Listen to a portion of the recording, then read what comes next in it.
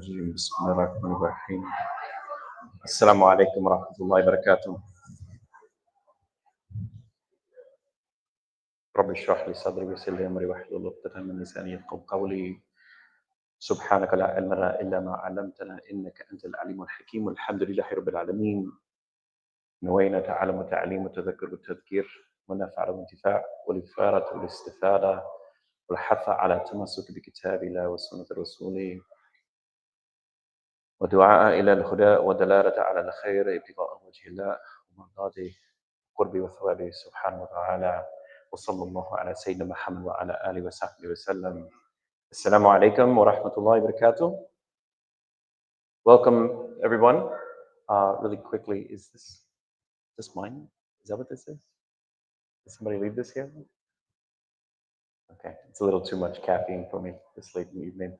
How's everybody doing? Alhamdulillah, we are very heavy this side, guys. What's going on? Like, you called none of your friends to come tonight. Okay. So we're going to continue. This will be our 5th talk. We have one more after this.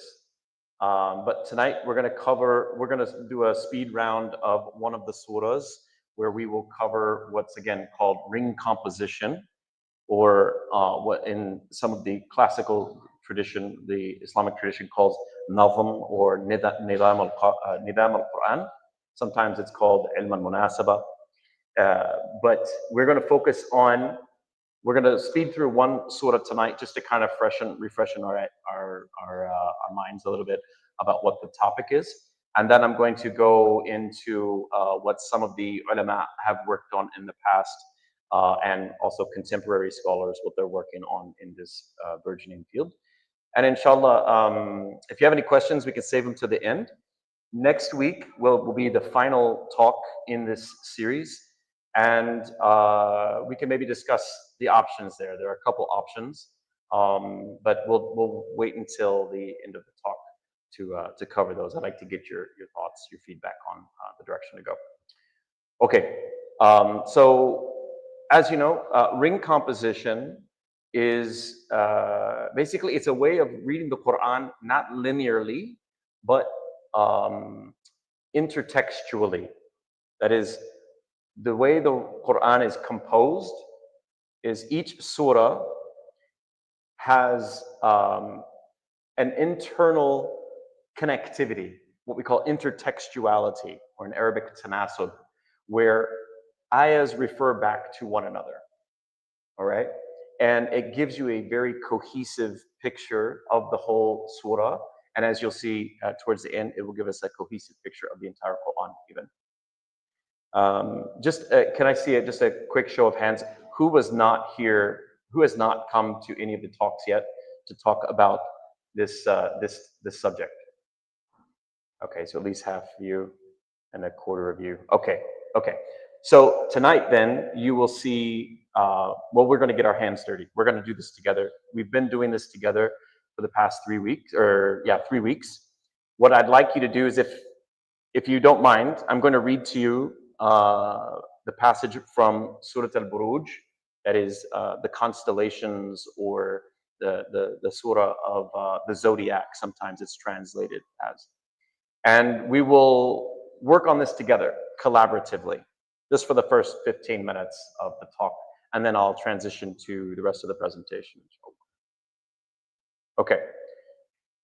So in Surah al-Buruj, like all of the surahs we've seen, it can be broken up into sections. They are different themes. As you know, sometimes the Quran will change topic, change voice, change a theme. So I've broken it apart already for us. But if you'll just endure me for a minute, I'll read it out loud, slowly, so we're all on the same page. And I want you to be thinking about, where else should we divide this surah, and where will we draw parallels across the sections? Okay? It says, by the sky with the constellations. This is one of the oaths, the famous oaths. So it's Allah is swearing by the sky filled with constellations, and by the promised day, and by the witness and the witnessed. Destroyed were the people of the trench, The fire was supplied with fuel while they sat around it and were witnessing what they did to the believers.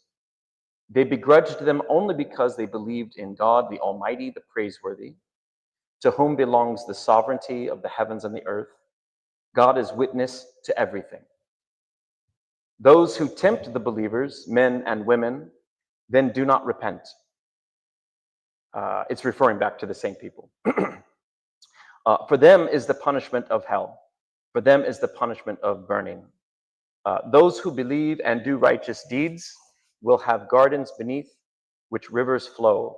That is the great triumph. The onslaught of your Lord is severe. I don't like onslaught. The grip. Inna batasha rabbika lashadid. Batash is the grip, Allah's grip. It is He who begins and repeats, and He is the forgiving, the loving, possessor of the glorious throne, doer of whatever He wills. Has there come to you the story of the legions, or the Janud, the battalions, the armies, of Pharaoh and Thamud? In fact, those who disbelieve are in denial, and God encloses them from behind.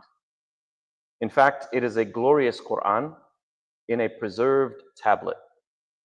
So this translation, by the way, as you know, I'm not picky about the translations for the purpose of these talks. I will edit where I feel maybe the wording is not accurate or capturing what I want to reflect. But this is coming from Itani, Talal Itani. He's a translator. It's not the greatest translation, but it gets the job done. But I would not recommend this as a translation typically.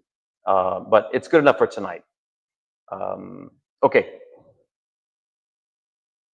After having read through this, can you tell me why I divided into 3 sections here?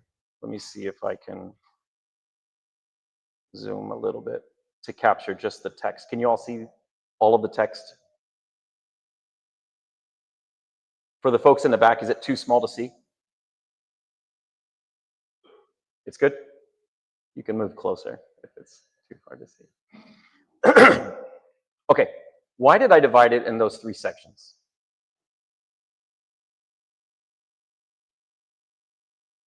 Right, themes, but what are the themes?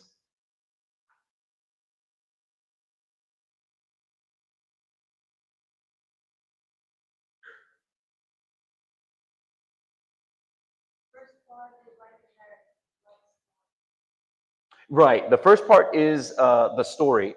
How many people are familiar? Who's familiar with this surah, Surah Al-Buruj? The background of this is about a story of believers who were tortured and persecuted in the Yemen for believing in Allah.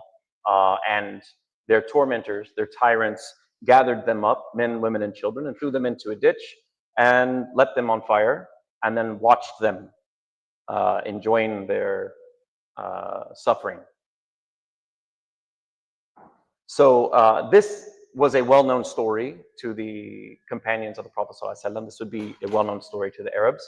And we know it through the Tafsir. The Mufassirin transmit this story to us as well. So the first section is going to be the narrative around that story, right? There are tyrants persecuting believers. And what about the second section? What's the dominant theme there?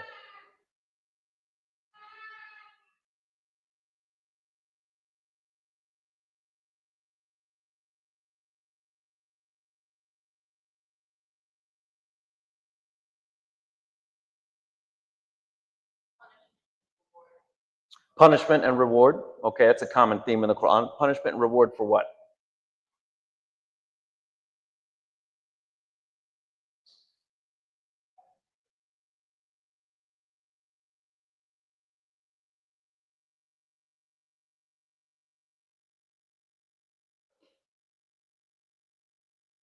Yeah, Eve?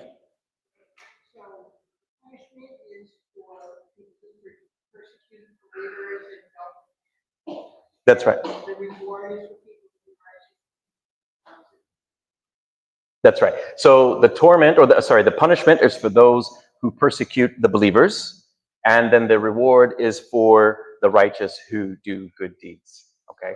And then how about for this third section?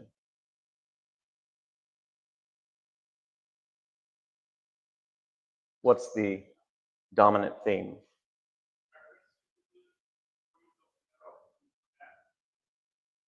Yeah, it's referencing the stories of the Pharaoh and Thamud. But again, these are the destroyed nations, right? The Quran here, Allah is uh, referencing, without too much detail, uh, the retribution or the punishment for the tyrannical nations of the past, specifically Pharaoh, his people, and the Thamud. Okay, so that's the dominant theme there. So let me pull up here really quickly. Anybody seen any parallels yet? I might have to put the mic down, do some typing. Okay. Is the mic, is it pretty loud? Too loud? Okay. If I start getting excited, it'll echo, give me feedback. How about this? I'm going to put a divider here. Let me see if I can't pull up my...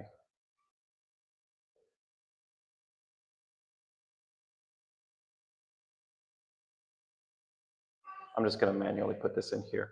So I'm going to put one divider there. Why am I putting it there?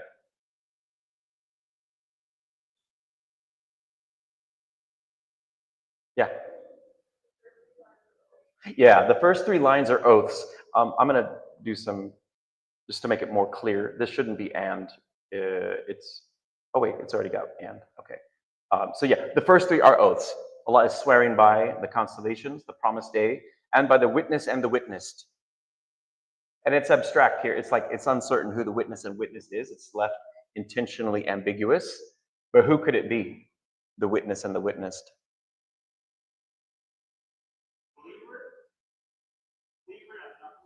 The believer and non-believer? More specifically?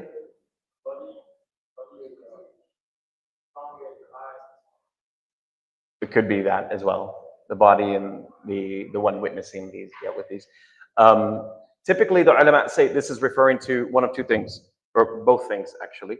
One, it's referencing the story again of the mu'mineen, the people who are being tortured in the trench. Those are the ones being witnessed. But then also the witness of that are the tyrants who are torturing them. So there's the witness and the witness. The other being, Allah is the witness, and what is witnessed is ostensibly all of His creation, or in this case, a lot of the ulama say Allah is witnessing this entire event, as it even says in the second section here. Okay, so I'm going to separate those two out. And then the first one we have, the people of the trench were destroyed, and the torturing of the believers. And then what's happening in the second one?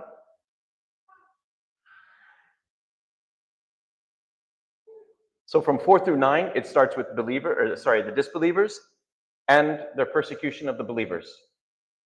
What's happening in the second section, 10 through 16?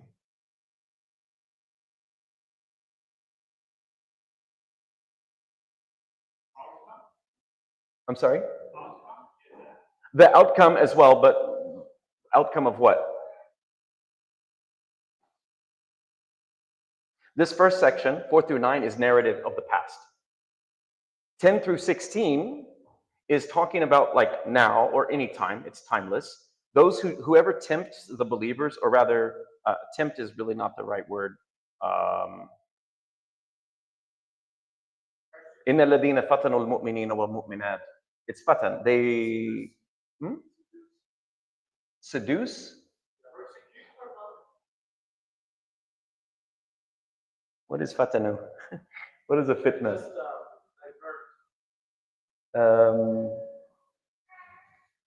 It's hard to translate fatanu. Sorry, it's very loud.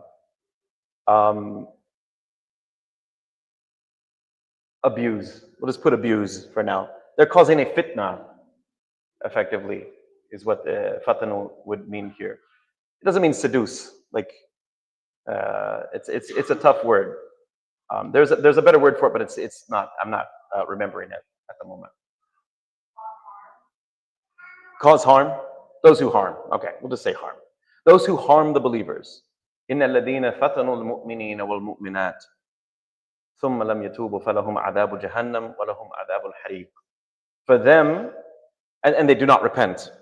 For them is punishment of hell and the punishment of burning. So here we'll say you have a section for tyrants abusing believers. Right? This one as well. Tyrants abusing believers, but of the past. Right? You see the parallel? It's pretty easy, no? I see some heads nodding. I see the brothers just like, what are you doing? What are you nodding off? Right? So we see the mention of the tyrants and then the mention of the believers. And again, the mention of the tyrants and a mention of the believers. And then it mentions Allah, Allah's attributes. The onslaught of your Lord is severe. Here I'll put Allah's attributes. Okay? And then the last section.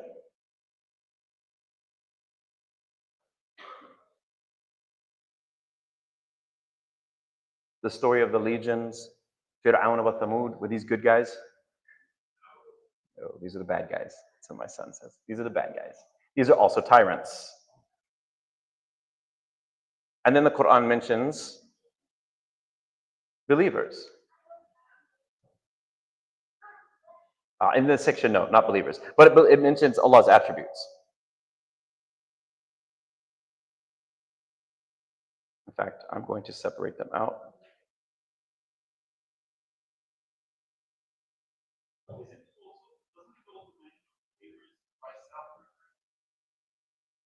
It mentions believers how?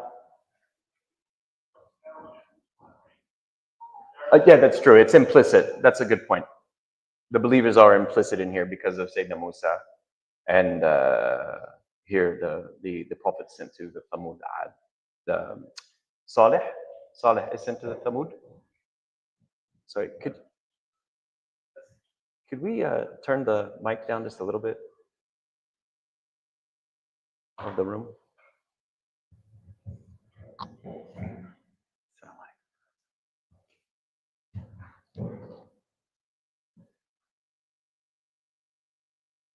Okay. No, it's still really loud. Who's our AV guy? Do we have an AV person tonight?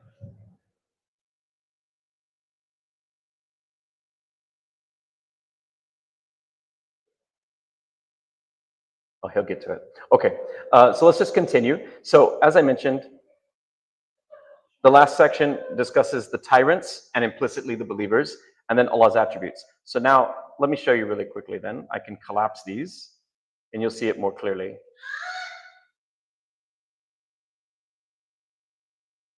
And in fact, we missed this part.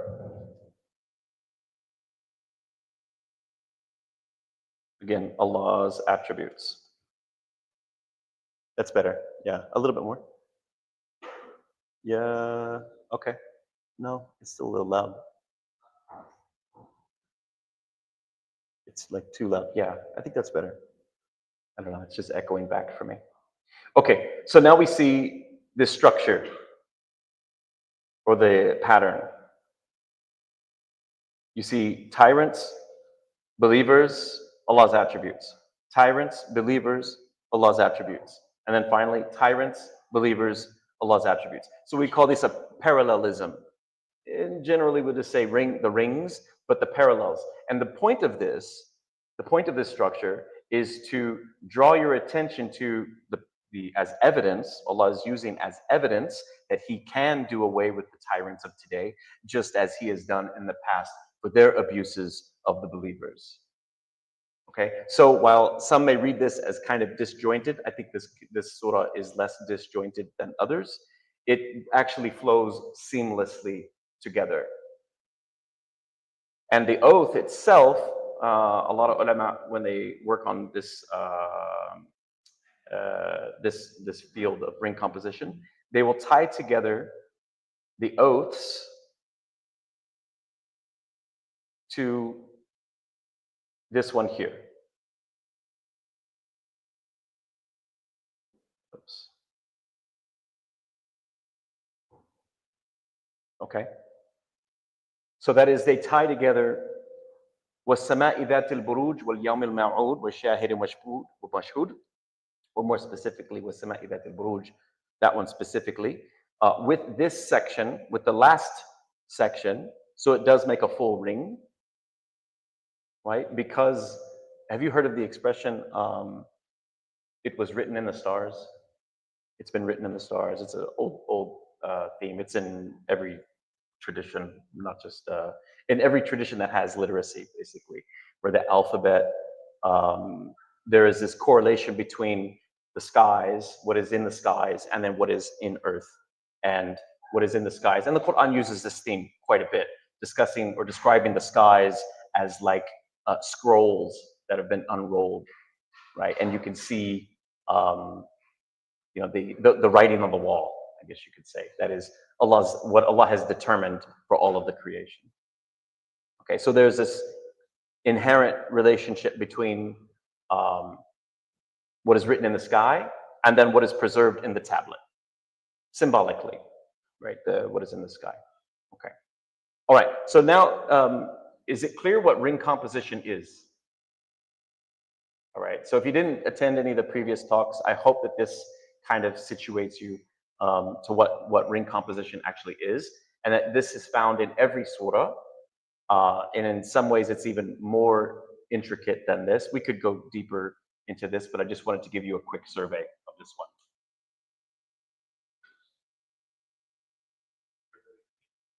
Yeah, maybe. Yeah, that might be better.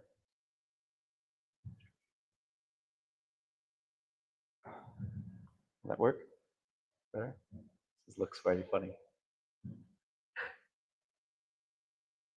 Okay. Any questions on this surah?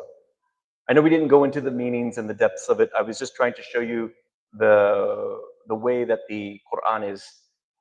There's kind of a roadmap it gives you on how to read it interlinearly or intertextually. Any questions? Okay, great. In that case,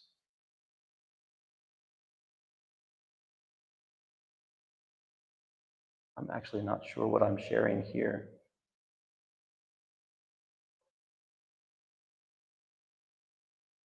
Oh, I see.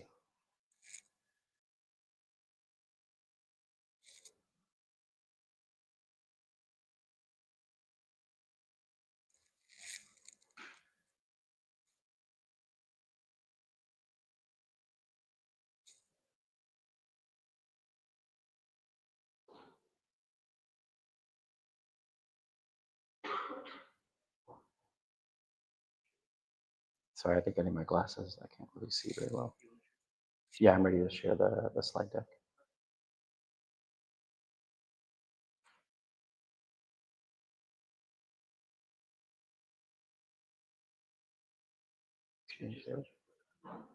Well, it's kind of changed all of the.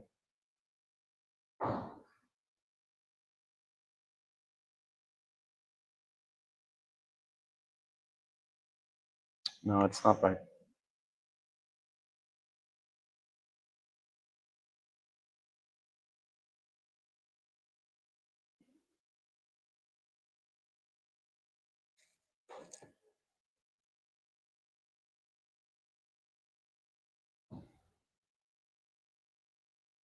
Okay.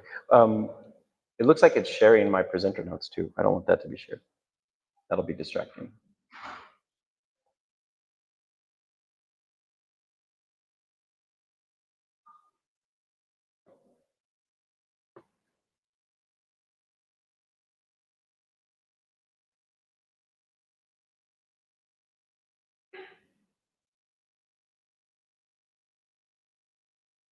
What's being shared?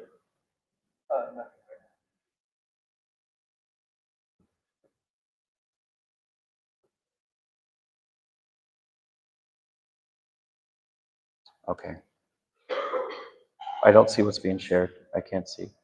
Let's kill the StreamYard. It's not. That's just noise. It's gone anyway.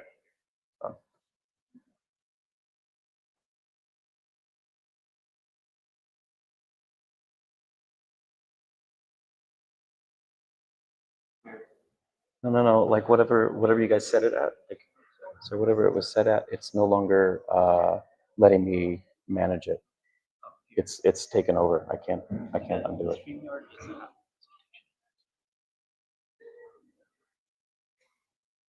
So look, it won't let me. It won't let me stop sharing at all. So let me just do this. So look. So whatever settings they changed in my device, I can't undo it.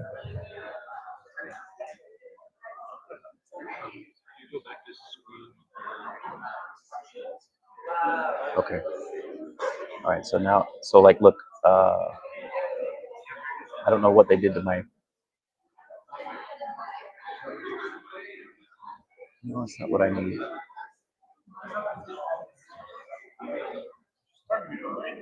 Well, I had to turn it off because I couldn't see what they were. That's okay. You have to restart Bayan? Yeah. What are you trying to do right now? I just get out of whatever setting they had created for me. I should have been here when they set it up so that I know what they're doing. All right. Okay.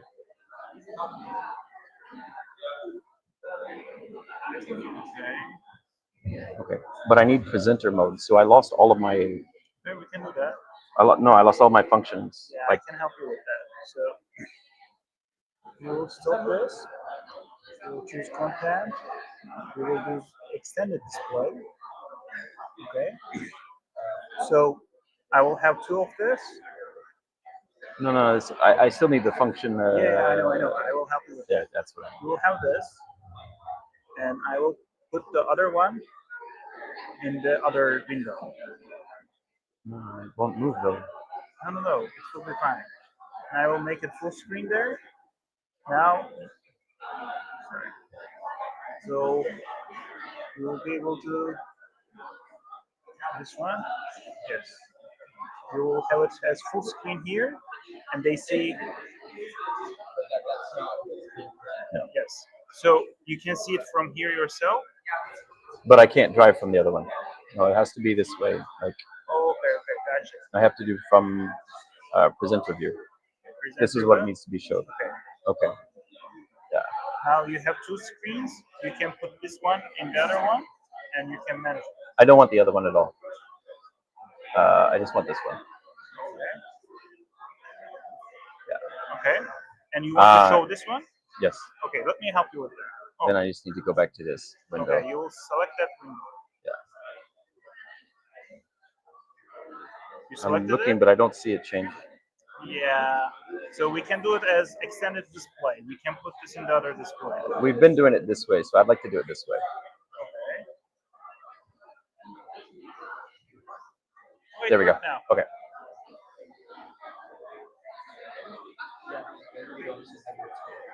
Okay, there we go. All right. Yeah, I can just hold it this time. All right. Jazakallah khair. Assalamu alaikum wa rahmatullah. Apologies, everybody, for the technical mix-up. We're trying tonight to do it a little bit different because the live stream, there was some feedback that for the folks who watch the live stream, they're not able to see the image on the wall. So we were trying to stream it directly from my device to the live stream. And of course, we did not test this before we came. So as one would expect, testing and prod is not how it goes, not how you see success. Okay, so I want to talk about this concept known as nazm al-Qur'an. And nazm just means, it usually means like coherence.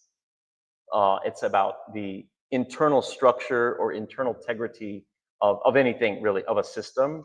But the way that ulama have used it, they've used it in different ways. But when we're talking about the Quran, Nazm al-Quran is how the entire Quran is kind of interwoven together.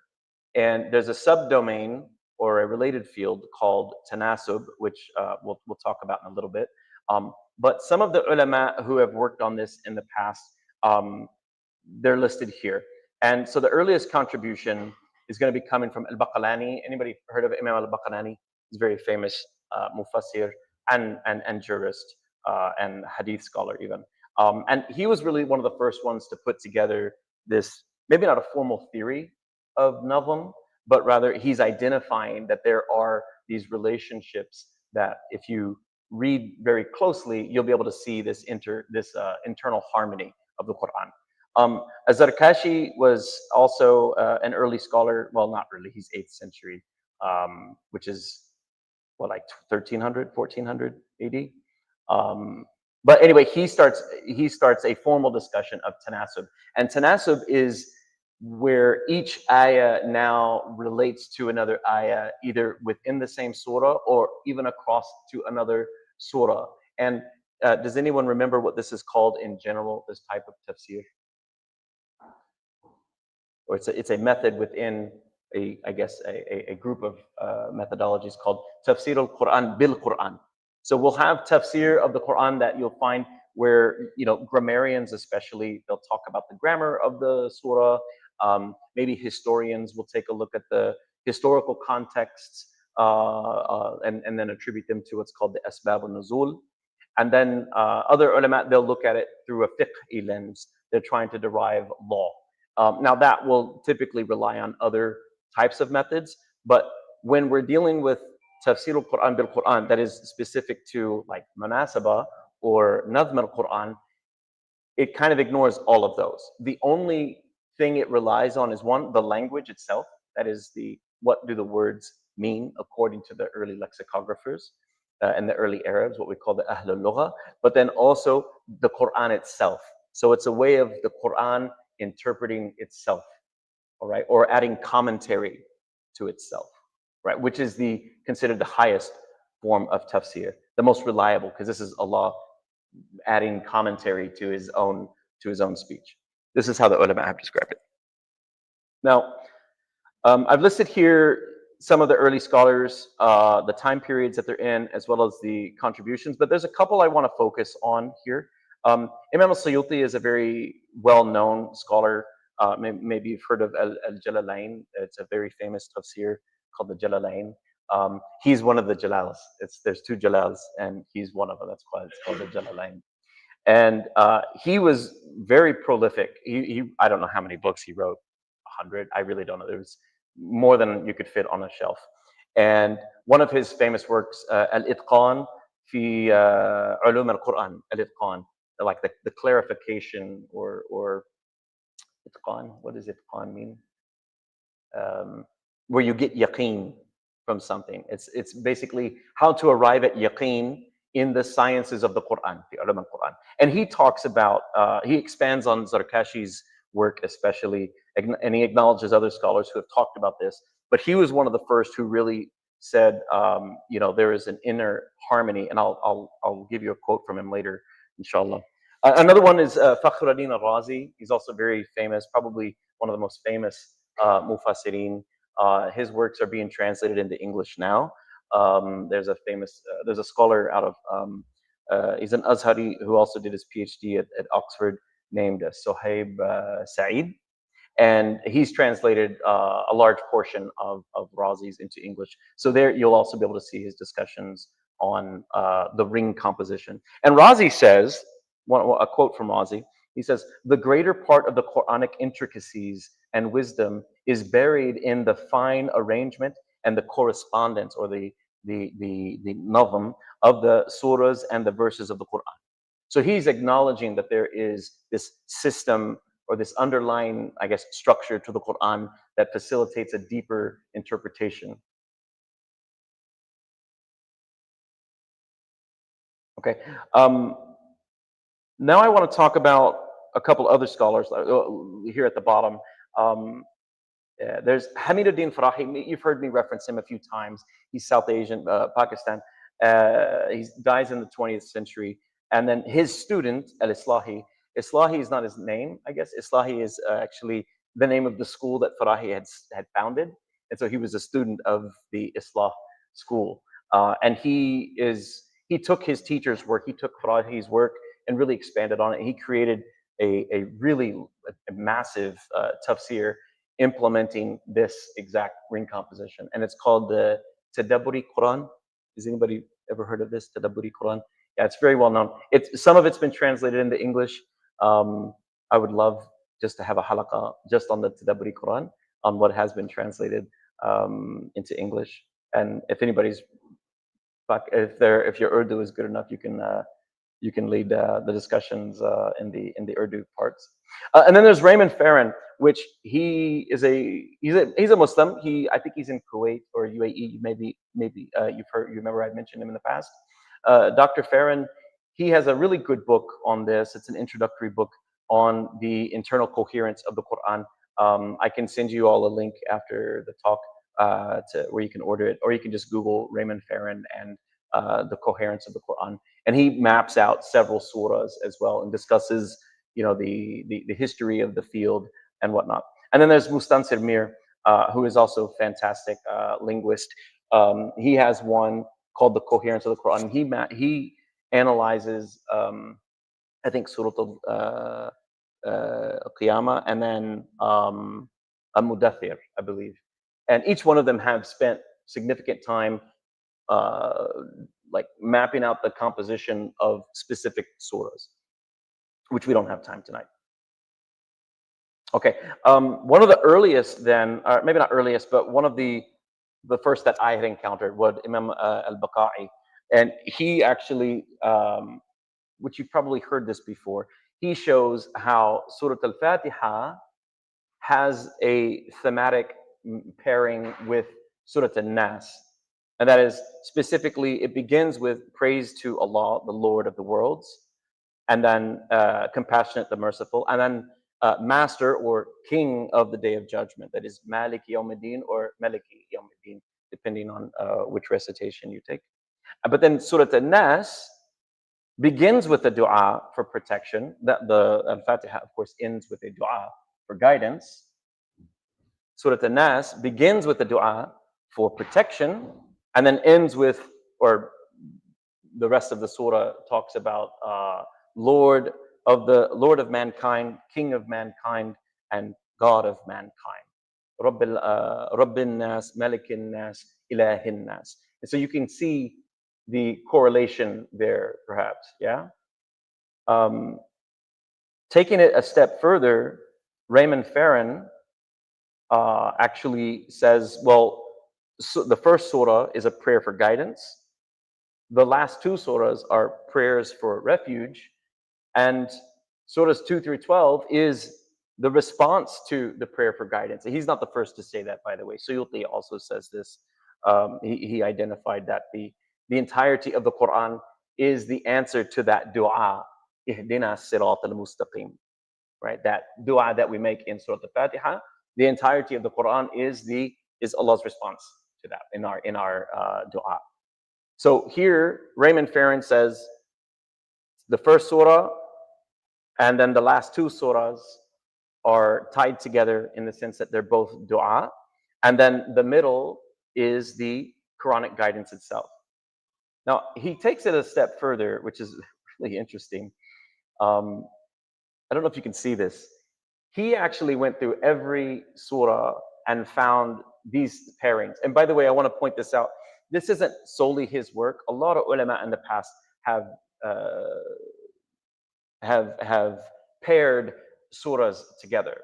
There's an entire like genre of literature around the pairing of surahs, right? Where you'll have two of them to go together, like Al-Falaq and An-Nas, they go together. Al-Waqi'a and Ar-Rahman, they go together, right? But he actually pairs them. He puts them in sections. So you'll see here he means 2 through 5 is Surah 2 through 5. Okay, those correspond with surahs 109 to 112, and then surahs 6 through 9 correspond with 105 to 108. I have not confirmed this. He describes this well in his book, but to be completely transparent, my eyes glazed over after a bit. I thought, okay, I'm just going to trust you on this. I'll read it later. But it's an interesting proposal, okay? And he's not the first to come up with this, but he's the first, I think, to really map out the entire Quran like this. He even shows that they have internal rings. So if you divide the Quran in half, the first half from Surah 2 through 49, and then again through 57 through 114. But notice between 50 and 56, which I don't have it displayed here, he says that's the centrality of the Quran. The central message of the Quran is in surahs 50 through 56. So this would be what we call the pivot point in the ring composition. I think I got about 10 more minutes here. Okay, I'll share the slides with you later. You don't really need this, but if you want to go and you can either buy the book or you can look from the slides and go and read through each surah to see how they pair together, if that's valuable to you. And I want to focus then on Al-Farahi before we go. Al-Farahi, why do I like him? Man, first of all, he's amazing. He really is a linguist's linguist. This guy, he speaks on everything linguistic of the Quran. But more importantly, he identifies why ring composition or being able to read the Quran this way is so important. One, he says it militates against or mitigates cultural interpolation. So sometimes we're reading the Quran and we will project onto the Quran our own cultural biases. A second one is sectarian biases. And by sectarian biases, he doesn't mean simply like Sunni versus Shia. He means also in interpretive schools. So like, there are, for example, some problematic claims about the Quran. One being like abrogation, all right? Maybe you've heard of this term, nasakh mansukh or nasikh mansukh. Abrogation is basically to say something has been kind of deprecated. Not always deprecated, or it's been replaced, right? So there's an entire theory around this, and it's very controversial. This would do away with a lot of the problems of that. So for example, there's a surah, there's a claim rather, that there was an ayah removed, a couple ayahs removed, one being the famous, what do you call them? The satanic verses. Has anybody heard of the satanic verses? Not Salman Rushdie. He wrote a book called the Satanic Verses, but he does not even talk about the satanic verses in the satanic verses. It's a claim that there's, the problem is that there's a hadith around this, couple hadiths, that says basically the Prophet Muhammad ﷺ is praying in front of the Kaaba, he's reciting, and while he's reciting the ayah that talks about Al-Uzza and Al-Lat, the two idols that the Arabs were worshiping, Iblis flew by and whispered in his ear, basically that you can pray to these two, right? You can pray to these two idols. Has anyone heard of this story before? Right? Yeah, it's pretty laughable, right? When you think about it, like the Prophet can't tell Jibril's voice from Iblis's voice. It's pretty ridiculous. But it occurs, and it's a hadith that we have to kind of deal with. And most of the ulama has said, yeah, this is obviously fabricated, but we're going to keep it in the collection anyway because dirty data is still data, right? You don't throw out your data, you keep it. This is what the ulama always did with it. Ring composition militates against that completely because that ayah would decompose the composition of the surah in which it was allegedly revealed, right? Another one would be like the famous or infamous stoning verse, Ayat al-Rajm. You look like you wanted to say one. No? The Ayat al-Rajm, the so-called stoning verse. And this is probably even more controversial or similarly controversial. Does anybody know about this one? The claim is that what's the Qur'an's punishment for adultery is a public flogging, right? Publicly, like not stoning, whips, right? It's a public beating. But the claim is that this ayah was revealed and that it was recited for a while, where it said to stone a man or a woman if they are committing adultery.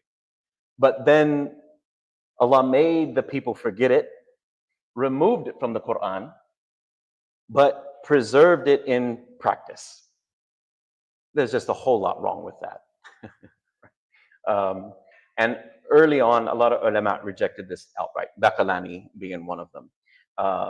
So my point being that these problems kind of go away. Well, they do go away when you introduce ring composition, because that ayah just would not fit in the overall composition of the surah in which it was revealed.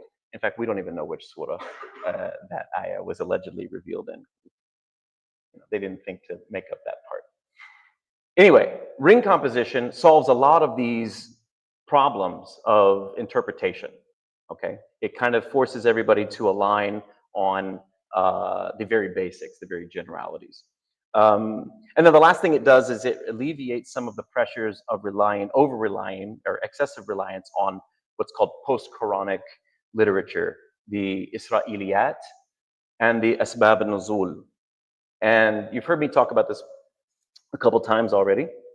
Isra'iliyat are the Jewish and Christian stories that have found their way into our tradition, mapping onto some of our stories.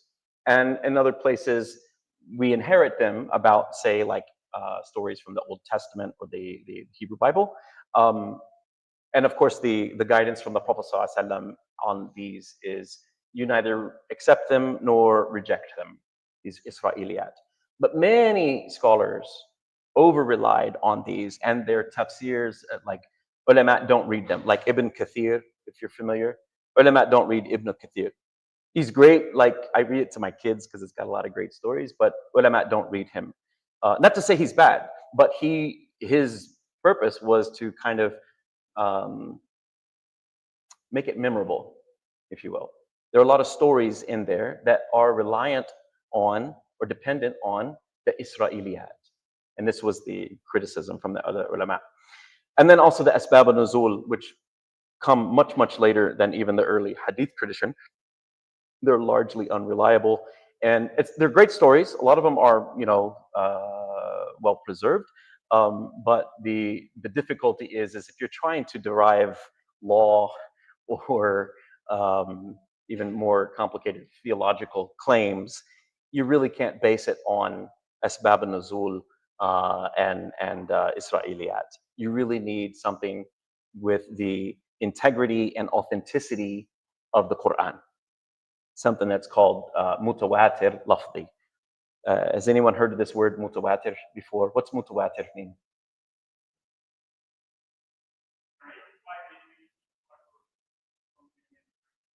Yeah, it's narrated by so many people that it's impossible that it could be fabricated. It even includes narrations from non-Muslims. This is what the ulama say. It's narrated so widely. In other words, it's common knowledge. And the Quran entirely, every letter is mutawatir lafzi, which means it's narrated by so many people, word for word. Any idea how many hadiths are narrated word for word? Mutawatir lafzi? Less than that. I think maybe 10. And mutawatir ma'ani, like with meaning, like the mutawatir, like Imam Suyuti says there's about 100. Yeah. How do we account for kind of how the game of telephone word for word?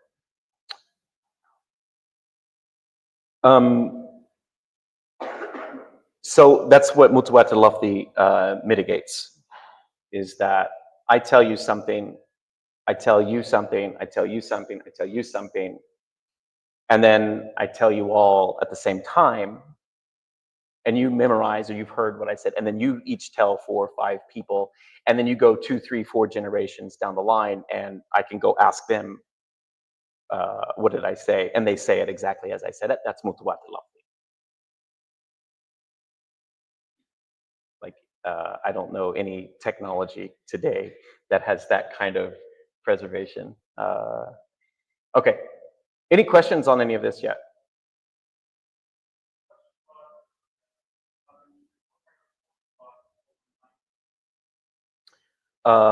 What are my thoughts on the over-reliance of asbab al-nuzul? It's over-reliance. Maybe the question is, what do I think of asbab al-nuzul in general? They're great. I like them. It adds flavor. But I know some things you cannot unknow.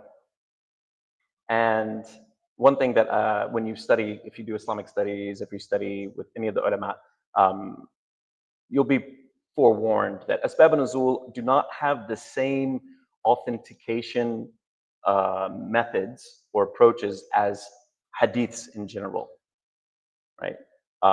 They were largely coming from the qisas, the storytellers. And it's not to say they were fabricating. Don't assume that I'm saying they're fabricating. It's to say that what their goal was to instill iman in you, not provide a historical record of events. Right? It's a very different venture. Okay. And for those that don't, asbab al-nuzul, I'm not talking about those that occur in our hadith literature, like the 6 canonical. That's not asbab al-nuzul. Asbab al-nuzul it's a separate genre of literature that says these are the events happening on the ground during the time of the Prophet ﷺ where revelation occurred. And those are not always very reliable. And so that's the whole, to bring it full circle, no pun intended, that's why ring composition, I rely heavily on this, because this demonstrates the undeniable, commentary, right? It's an undeniable, it's directly observable. Like there's no epistemological drop here. Whereas if you're looking at anything that's a kind of a historical record, you have an epistemological obstacle to overcome. And that is, you can't confirm whether or not somebody actually said that. The only way you can, not even confirm, you can rely on it based on the integrity of the one who preserved it. But you yourself, you do not have access to that knowledge to confirm it. Does that make sense? Like I can tell you it rained yesterday. If you are not from here, if I tell you it rained yesterday here in the Bay or in San Jose, you would say, okay, I trust you, you live in the Bay. But for people who live here, you know it didn't rain. Anything else? Yeah, I see your hand up.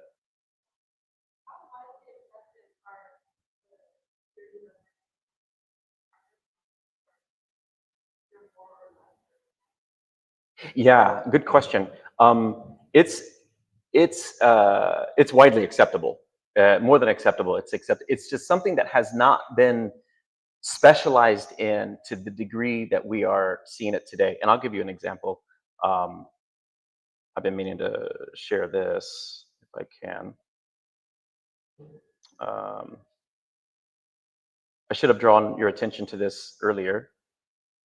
This is a brother, I just spoke with him today. He runs this blog called Heavenly Order, and he's mapped out all of these surahs, which is the first time I've seen anyone do this thoroughly, okay? And you can kind of see for it yourself, see it for yourself, and I'll give you an example. Let me see if I can find, Yasin.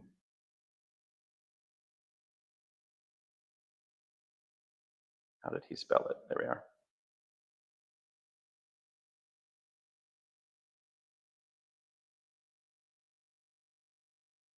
This blew me away when I saw this. I thought, there's no way, that's too neat. But when you read it, it actually lines up. And you can go to the website, find It's called Heavenly Order. It's a Substack. Look at any surah and then go and read the surah and see if it lines up. And you'll see it really does here. You can see it begins in the first section, what Allah has sent, and then we will return to Allah. But then it continues Allah's word, and then hell, implicit references to paradise, the revival, and our record. And then the reverse order here, be and it is, which is Allah's word, fire, which corresponds with hell, green trees, which corresponds with paradise, and then who will revive decayed bones, which corresponds with the revival and our record. So it goes very, very neatly. So anyway, how widely accepted is it? It's pretty self-evident. For someone to deny it would mean they just haven't read the Quran. There was a scholar, Izzeddin, I think his name. He claimed years and years, this is centuries ago, he said the Quran was revealed in different phases of the Prophet's life over 23 years in different circumstances. So there cannot be any kind of cohesion. That was his claim, based on the fact that it was revealed over 23 years. He said you should not expect to see any cohesion. It should all be kind of disjointed. He's the only one I've ever heard say that. But anyone else who's studied the Quran recognizes it immediately. Any other questions? Okay, so for next week, we won't go into surahs like we've been doing for the past 5 weeks. I think you have a handle of how to do it. If you don't, go back and watch the earlier talks on this, or just visit Heavenly Order, and you can just kind of copy paste what he's done. But I find it to be a very beneficial activity on your own, as while you're reading, recognize where it's when it's referring back to some other section. Okay, because it will give you a deeper insight into what is being revealed. So that's one. For next week, then, we won't go into the details of that, but rather I want to propose one of two things, or both. We could have a fireside chat with the author of this site, which I think is he's fantastic. He's a very bright guy who's been working on this for the past 5 years. Like I said, it's the only one of its kind where it's this well mapped out. I think this would be a fantastic project to support, to follow, and eventually see come to fruition in a book. He's planning to publish a book.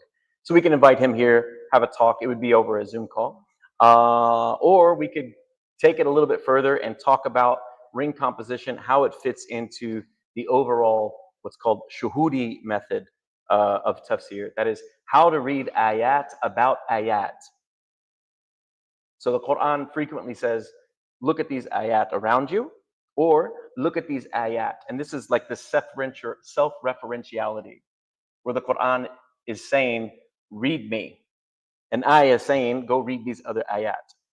This is really kind of meta when you think about it. No other scripture does this. So I'd love to hear your thoughts on that. If you have any thoughts, if either of those sound uninteresting or one more interesting than the other. But with that, we'll just, I guess, conclude with a dua, inshallah, if there are no more questions. Any other questions? Okay.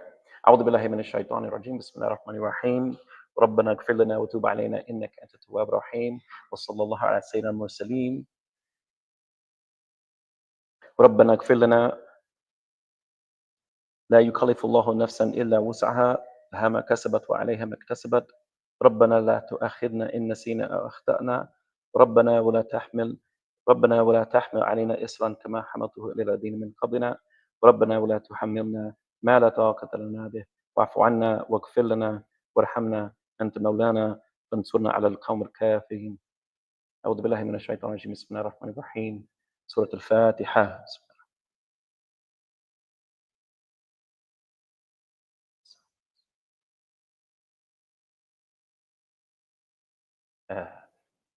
جزاك الله خير إن شاء الله.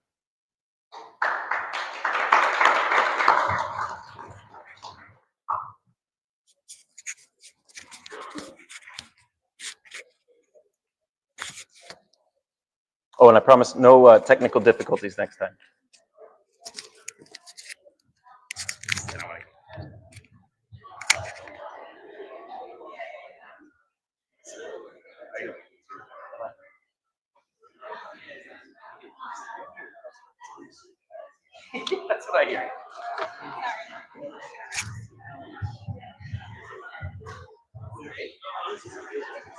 Something where really quickly or usually someone prepared.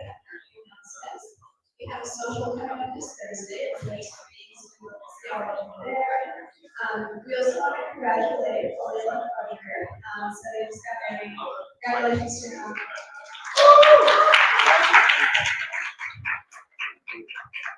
And then we also want to congratulate our new so this is here, Summer Vision, and also Brother Elijah Reynolds. So congratulations. And then finally, we also have there's a doodle for Brother Roman College.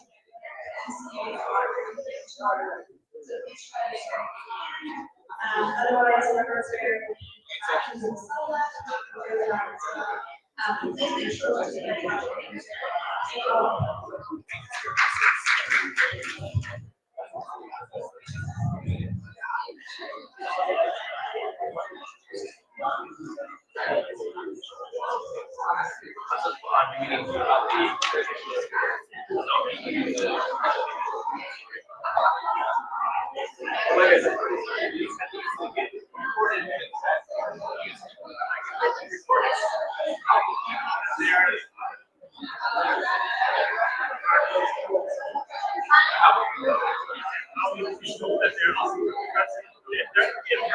That's